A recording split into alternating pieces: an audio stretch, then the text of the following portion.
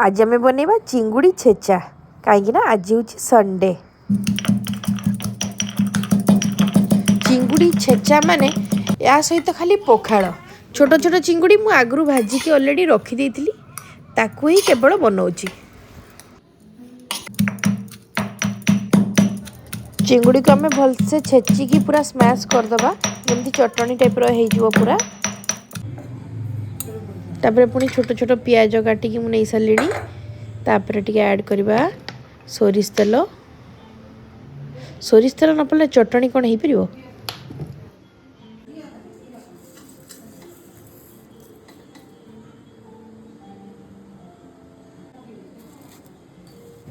देखो यहाँ पूरा स्मैश हो गला ताकू पियाज सहित आम ऐड करवा जो पियाज आम काटिक अलरेडी रखी थे सहित आम ऐड करवा।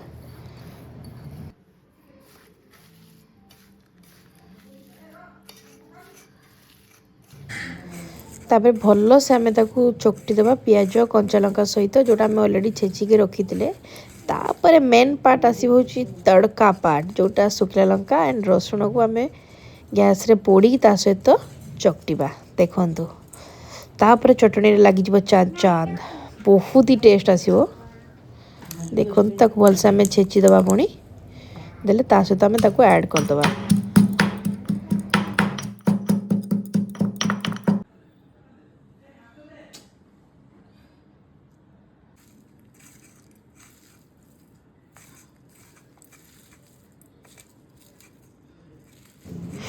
एबे आमर पूरा रेडी हो जाइए चिंगुड़ी छेचा आउ या आमे खाइबा पखाल सहित।